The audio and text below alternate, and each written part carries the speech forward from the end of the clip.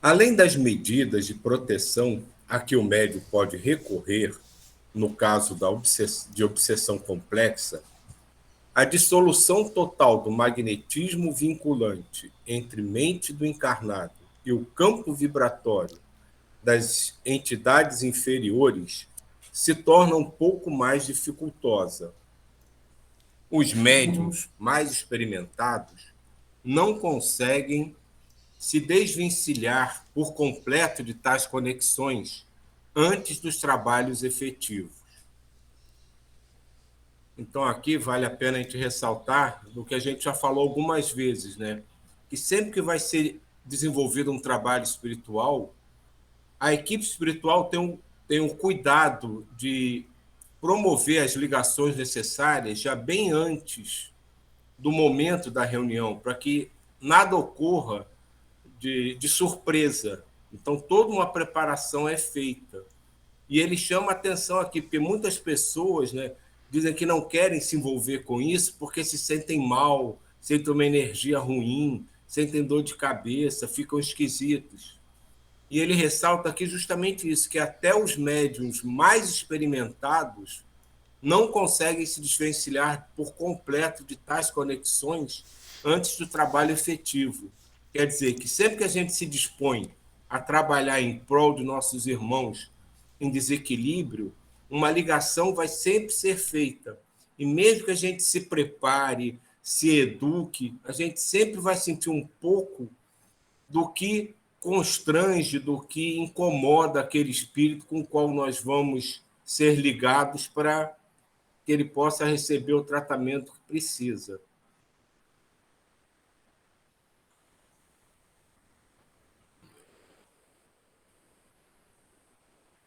No entanto, graças à intercessão dos guias abnegados no decorrer da sessão desobsessiva, nada mais sério repercute sobre os tarefeiros, pois iniciativas protetoras por parte do mundo maior são levadas a efeito de forma a evitar que os medianeiros desenvolvam sintomas de maior gravidade e que, após o encerramento da sessão, se sintam restaurados energeticamente. Por isso, mesmo rendemos nossas homenagens sinceras aos praticantes da mediunidade com Jesus, aqueles que labutam no silêncio dos gabinetes assistenciais, imbuídos de compaixão e verdadeiro sentimento de doação ao próximo, depositando as esperanças no resgate amorável dos desviados da senda. Então, é mais um reforço, né, que nosso Lancelin faz aqui. Você não deve ter medo de se entregar ao trabalho mediúnico, ao trabalho espiritual, ao trabalho de ajuda num todo. Porque mesmo que um pouco daquele desequilíbrio respingue em você, você vai ser amparado. E nada além do permitido acontecerá com nenhum de nós. Então, a gente, sempre que a gente se dispõe a trabalhar em nome do amor, trabalhar pelo próximo, a trabalhar por um irmão em necessidade, a gente vai, de alguma forma, ser afetado pelo que o envolve. Mas nunca a gente vai ser deixado ao léu. A gente sempre vai ter todas as proteções. E ao final do trabalho, o nosso equilíbrio sempre vai ser restabelecido para que a tarefa continue, para que ela se perpetue. Então, isso é uma mensagem que a gente tem que levar com muita ênfase a todos que ingressam nesse, digamos, ramo de trabalho. Não tenham medo, jamais vocês serão abandonados. E por mais esquisitas sensações que vocês sintam, ela tem os seus benefícios e a sua importância para quem está sendo tratado e para os próprios médios. E Silvio, um ponto também que a gente já conversou aqui é, é esse aspecto, né? Porque dias antes já começa o trabalho, né? Então já as conexões elas vão sendo feitas e os médios mais sensíveis eles já vão sentindo determinados aspectos desse trabalho. Porém, à medida que os trabalhos eles vão continuando, né? Os médios ou os próprios participantes, eles vão se mantendo naquele trabalho, na higiene mental, né? No orar e vigiar, cada vez mais vai ser desenvolvido um aporte energético em que a pessoa ela sustenta cada vez mais, sabe? Então no começo ele se torna um pouco mais forte, ela sente aquelas dores de cabeça e à medida que vai trabalhando e trabalhando mais, ela sente, mas é algo que intimamente ela já sabe e já tem condições ali de sustentar aquela energia de maneira que os próprios mentores eles passam a confiar naqueles médiums, né, que são mais que estão mais sintonizados com o mundo maior, então eles até fortalecem essas conexões para que no trabalho desobsessivo, né, haja uma maior eficiência, porque não é só aquela entidade que está sendo trabalhada, mas é ela junto com todo o grupo em que ela está conectada, né? Então, nesses trabalhos de desobsessão, não é uma pessoa, né? Então, costuma ser trazido o chefe, mas é o chefe junto com toda aquela equipe. Então, é um trabalho muito, muito complexo, né? Esse laboratório energético que é trabalhado, mas nós vamos desenvolvendo essas características. O exemplo é o da academia. A gente pode começar uma academia, né, tá muito tempo parada, aí começa, aí no outro dia tá cheio de dor, fala assim, nossa, essas dores foi por causa da academia. Então algumas pessoas podem chegar e falar assim, não, eu vou parar, não fiquei muito, né, com a musculatura aqui machucada, doendo, mas se vai fazendo com constância, né, então o organismo ele vai é, aguentando as características daquele exercício físico que a pessoa está fazendo. É a mesma coisa do ponto de vista energético. E tem um aspecto que no início pode parecer meio antagônico, mas à medida que você vai se aprofundando nesse tipo de trabalho, vai se conhecendo, vai ganhando confiança, você passa a quase que desejar bem, entre aspas, que isso aconteça. E cada vez que você sente perturbação e você percebe, com o tempo você começa a perceber que aquilo não vem de você, está ligado a algum tipo de trabalho, isso te dá uma satisfação. Por isso que eu digo que parece um contrassenso. Né? Pô, estou me sentindo mal e estou gostando disso. Porque isso dá uma sensação de que você está, pelo menos, começando a fazer uma coisa certa. Você está participando realmente. E isso me lembra sempre alguns médicos que eu conheci ao longo da vida que se dedicavam tanto ao trabalho que, se eles não tivessem sentido nada, eles achavam estranho. Eles achavam que, ué, não tô participando de nenhum trabalho, não estou ligado a ninguém, peraí, tem alguma coisa acontecendo. De tão imbuídos que eles estão nessa tarefa de ajudar e de se permitir, né, dividir um pouco do sofrimento de quem precisa ser tratado para que tudo possa correr. E isso é uma coisa que pode parecer um contrassenso, mas quando você ouve alguém descrever isso, você sente nele falando uma emoção que é extremamente gratificante e te estimula a participar. Oi, posso contar uma experiência para vocês de... Bom, não é minha experiência. Estão me escutando? Sim, sim, sim. Uhum. Com o falecimento da minha tia, né, que vocês acompanharam comigo, fizeram orações, o marido dela, que já é falecido, uns 8 anos, 10 anos, e ele era uma pessoa muito diferente, ele era uma pessoa muito especial, muito iluminada. E depois, né, do acontecido dela, que a gente foi descobrir que ele realmente é uma pessoa, era um espírito já evoluído.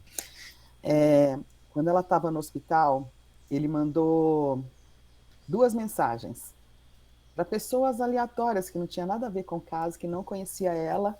Um era um médico, né, lá do hospital, que apareceu lá e falou, olha, eu recebi isso aqui do seu marido. Depois eu vou compartilhar com vocês, é porque a filha dele estava...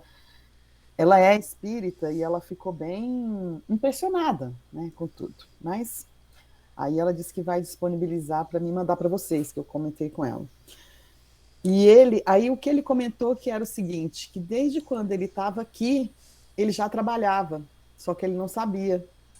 Ele trabalhava quando ele estava dormindo, ele trabalhava conversando com as pessoas, e agora ele atende numa, eu não sei se fala comunidade, ele fica em cima da Bahia, ele está protegendo em cima da Bahia, e é um trabalho que ele descreve todinho assim, sabe, como se fosse,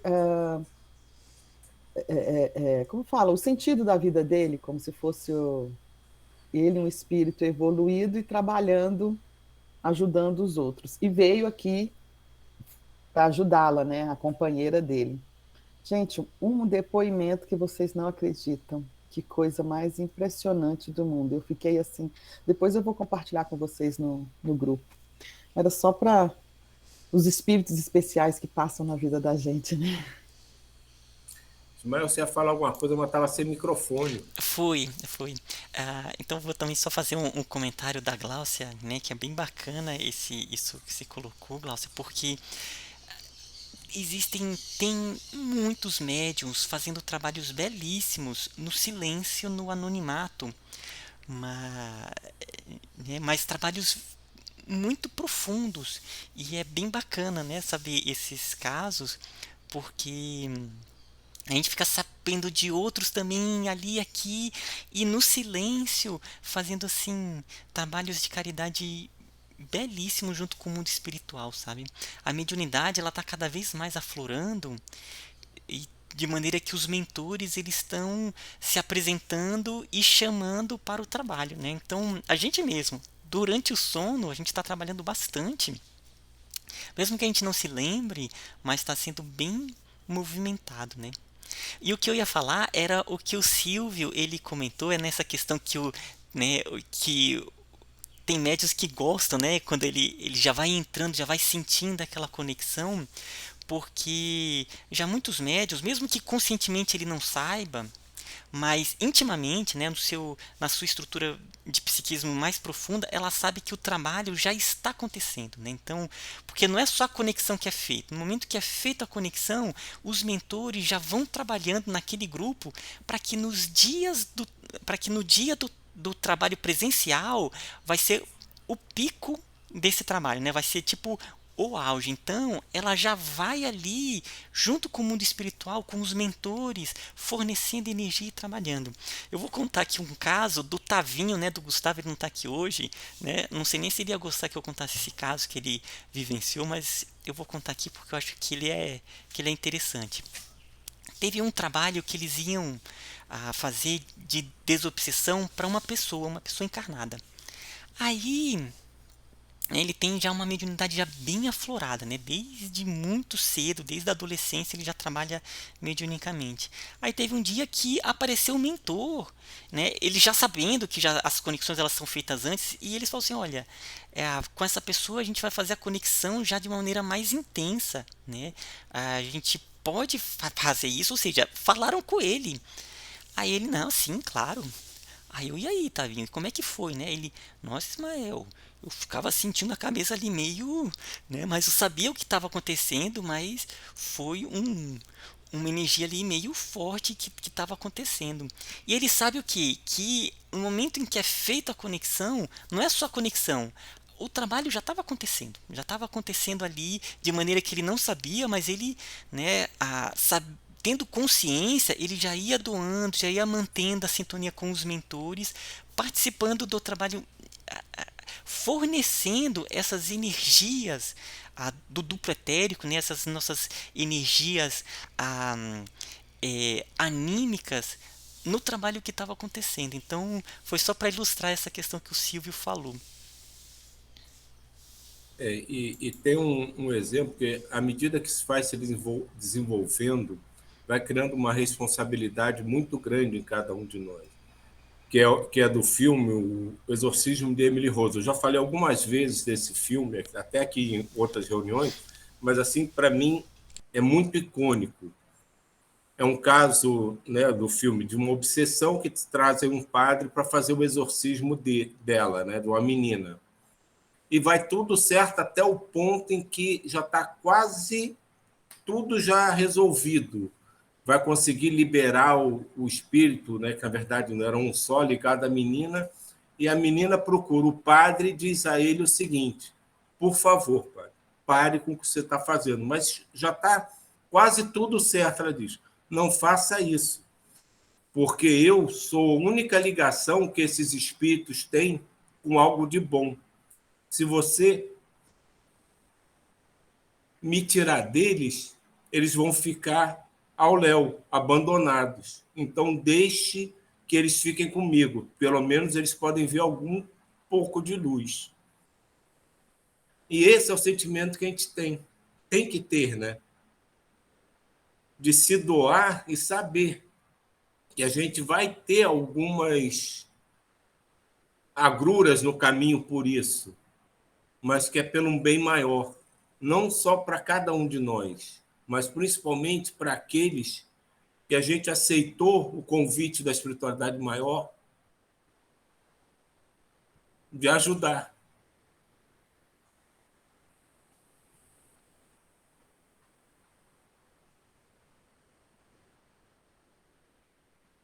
Então, são 8, dá para... Então, aqui a gente vai para a parte dos comentários, né? Que nesse primeiro volume, todo final de capítulo, o Vitor, o pai de Tavinho, né, ele fazia um comentário do que tinha sido, fazendo como um apanhado do que tinha sido discutido no capítulo. Né? O nobre instrutor destaca o seguinte detalhe: as repercussões vibratórias negativas referidas por alguns tarefeiros da mediunidade prática nem sempre se tornam perceptíveis, pois, em boa parte dos casos, os indícios são de pequena monta, simulam breves indisposições orgânicas e passam despercebidos pelo médium afeito à tarefa desobsessiva. Entretanto, a conveniência do presente estudo nos parece bastante válida, diante da oportunidade de se esclarecer o fato, especialmente quando os sintomas incômodos se evidenciam de forma intensa.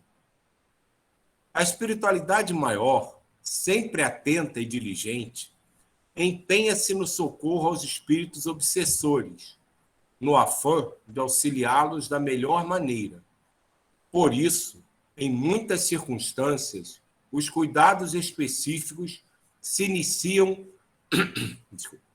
antes da sessão mediúnica propriamente dita, ensejando ao medianeiro escolhido afinar a sintonia vibratória com a entidade enferma selecionada para a terapia desobsessiva. O sensitivo, aos poucos, se acomoda ao padrão vibratório da entidade, absorvendo-lhe parte de seus fluidos deletérios, para que, no momento do transe mediúnico, o próprio médium não venha passar mal em decorrência do forte impacto magnético. Todavia, ao término da sessão, os próprios mentores se encarregam de repor as energias desgastadas, de modo que o médium se sinta recomposto e livre de qualquer repercussão fluídica negativa. Adverte ainda que jamais se deve descrer do auxílio prestimoso dos mentores, pois, se por um lado os médiuns esclarecidos se escudam na prece habitual e na vivência de uma conduta equilibrada, por outro, impõe-se a gratidão a Deus pelo amparo dos protetores espirituais, sempre cautelosos e prestativos, resguardando-nos dos ardis articulados pelos cultuadores do mal. Quer dizer, na verdade, aqui ele faz quase que um fecho em tudo aquilo que a gente discutiu, né? Ele reforça toda a discussão que a gente teve até agora, né? do porquê que isso acontece, né? E ele ressalta uma coisa que é importante, né? Um ponto, né? Que é justamente o que a gente já tinha falado, para que não haja um choque no momento da reunião, né? Imagina se essa ligação fosse feita só na hora, você recebesse de repente uma carga de energias com a qual você não estava ligado, que são diferentes das tuas energias, né? Da tua vibração. Então, isso também é feito para que a coisa vá se acomodando, né? Também para a proteção do médium, para que ele não sinta uma carga forte ou negativa demais, tudo de uma vez. Então, vem tudo isso à tona, né? Uma preparação para o trabalho, é uma proteção do médium, é uma forma de adequar melhor o tratamento a ser levado àquele espírito que vai ser trazido. E tudo isso parte de uma compreensão muito maior, de um trabalho realizado a um nível muito mais alto, de uma esfera muito acima da nossa capacidade de compreensão. E nós somos os meros peças do tabuleiro, nesse caso, que somos movimentadas de acordo com a necessidade da jogada a ser feita. Mas tudo vem preparado do alto, cada vez mais alto, e quanto mais, não digo gravidade, mas nem importância, mas complexidade dos casos, mais alto a programação é realizada, para que não atinja só aqueles que estão sendo tratados, mas como o Ismael disse, que a coisa se amplie às ligações que eles têm também, para que o máximo benefício seja realizado. E Silvio, e ele falou aqui também no comentário algo que a gente também falou, que foi essa questão assim, né, que na maioria dos casos, né, os indícios são de pequena monta, simulam breves indisposições orgânicas e passam despercebidos pelo médium afeito à tarefa desobsessiva. É só para colocar que isso depende, né? A gente estava falando ali de obsessões complexas, que já são grupos mais estruturados, isso é mais forte, né? Mas cada grupo ele é diferente, né? Tem alguns que os médios só sentem um pouco aquela indisposição, aquela dor de cabeça, e à medida que o grupo vai se fortalecendo e que o mundo espiritual percebe que ele tem condições de pegar casos mais complexos, né? Essas características elas podem se ampliar ou não, né? É só para não achar que em todos os trabalhos, né, o médium vai ficar lá com dor de cabeça. Não, não é isso. Isso a gente estava falando mais ali dos casos de obsessão complexas, de grupos bem estruturados, em que a espiritualidade só faz isso, né, porque o grupo ele já aguenta aquela carga, né? Então não é colocado uma cruz mais pesada do que o ombro dos médios e do grupo consegue sustentar, né? Então isso tudo é muito bem dosado, esse trabalho, e o grupo mediúnico ele evolui junto com a espiritualidade, né? A gente vê esse nosso grupo, que a gente foi começando pequenininho, foi se estruturando, crescendo. O que acontece? Do ponto de vista espiritual, a gente acha que não, mas o grupo cresceu também, né? Então, trabalhos de mais complexidades vão sendo feitas aqui, conexões com outros mananciais energéticos vão sendo feitos nesse grupo. Então, o grupo encarnado cresce junto com o grupo espiritual também. É isso que o Ismael chamou a atenção. É importante que a gente vai falando e passa a impressão de que a coisa é sempre pesada demais. E não é. O usual é assim, você se sente esquisito, às vezes fica um pouco irritadiço. Isso é o usual. Cargas muito pesadas, só em médios muito experimentados, realmente, e com trabalhos bem mais complexos. O usual é que a gente sinta aquela irritaçãozinha que a gente não sabe meio porquê, mas fica irritado com as coisas, uma dorzinha chata, um incômodozinho, uma coisa que, como ele mesmo descreveu mais acima, assim, é uma coisa que passa no dia a dia despercebida para o médium. Ele vê uma coisa estranha, mas deixa para lá. Como já são 8h29, vou ler só a citação, já para ficar para a semana que vem, mas a gente deixa para começar esse terceiro capítulo na próxima quarta, porque já são 8h29.